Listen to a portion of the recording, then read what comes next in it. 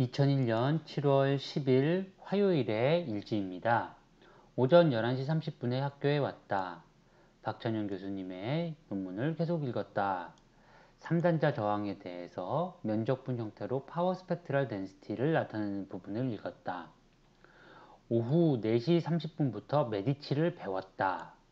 주어진 입력 파일을 이용하여 그리드를 다시 나누는 것을 보았다.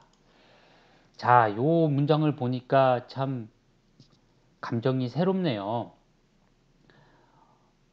평생을 하게 될 반도체 소자 시뮬레이션을 저는 2001년 7월 10일에 처음 배운 것 같습니다. 이 동영상을 보고 계신 여러분들 중에서도 비슷한 경험을 하시게 될 분들이 있겠죠. 인생에 있어서 어떤 것들이 중요할지는 그때는 모르는 것 같습니다.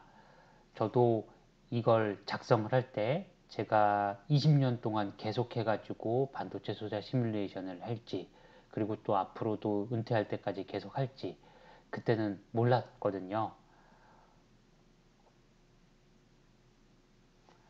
오후 5시 30분부터 전에 측정하지 못한 바이어스 전압에 대해 측정하기 시작했다. 드레인 전압 1.1V에 대해서 측정했다. 전치 증폭기 프리앰플리파이어라고 불리죠. 이것의 증폭률을 10의 마이너스 8승 암페어 퍼 볼티지로 바꾸어 측정했다. 로 노이즈 옵션이 있고요. 먼저 4245를 통해 드레인에 0.1V를 걸었을 때 드레인 전류값을 구할 수 있었다. 174 나노암페어 정도가 흐르는 것을 알 수 있었다. 이것을 바탕으로 바이어스를 잡아준 후 측정을 하였다. 1.2V와 비슷한 값이 나오는 것을 알 수 있었다. 아주 낮은 바이어스에 대해 한번 측정해 보고 싶었으나 1.0V보다 작은 게이트 전압에서는 수 나노암페어 정도밖에 흐르지 않는 것 같았다. 4145로 측정이 불가능했다. 오후 9시부터 피모스에 대한 측정을 준비했다. 구체적으로 피모스에 대해 4145로 전류전압 특성을 얻어서 표로 작성하고 문턱전압을 구하는 것과 바이어스 회로에서 축전지의 전극 방향을 바꾸는 일을 했다. 여기서 1.5V라고 쓰여 있는 것은 마이너스 1.5V일 것입니다. 피모스 같은 경우에는 문턱전압이 음수가 되니까요. 가장 중요한 일은 어떤 바이어스에 대해서 측정을 할지를 결정하는 것이다. 엠모스의 자료를 고려해보면 첫 번째 라인은 5개의 점에 대해서 측정하기로 하였다. 두 번째 라인은 8개의 점에 대해서 측정하기로 하였다. 세 번째 라인은 이런 바이어스 전압들에 대해 측정해 보기로 했다. 피모스는 소스에 대해서 게이트와 드레인 전압, 그리고 전류값이 모두 마이너스 9호를 가지고 있음을 유의하자. 앞으로 모든 표기에서 이 마이너스 9호는 빼고 표시하겠다. 전류전압 특성은 이 파일에 저장되어 있다. 전류표 to.excel로 필요한 전류전압을 저장하였다. 피모스 측정은 세 번째 라인에 대해서만 해보기로 결정했다. 가장 중요한 부분이 세 번째 라인이라는 생각 때문이다.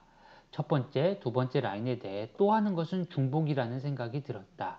기울기 비교와 문턱 전압 근방에서의 행동을 보는 것이 중요한 일이다.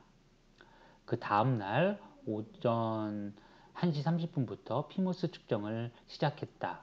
저항이 작은 것이 RC 딜레이가 적어서 측정이 용이하기 때문에 먼저 19.9kΩ 저항을 쓰는 강반전 영역부터 측정하기 시작했다. 4145의 전류값이 실제 흐르는 전류값과 거의 일치하였다. 문턱 전압이 마이너스 1.5V일 때의 측정은 100kΩ 저항을 달았다. 측정을 마치고 자료를 정리해 보니 1.3V, 마이너스 1.3V겠죠? 마이너스 1.3V에서의 자료가 신뢰성이 떨어짐을 알 수 있었다. 스펙트럼이 1/F가 아니었다. 일단 포함하여 그래프를 그려보았다.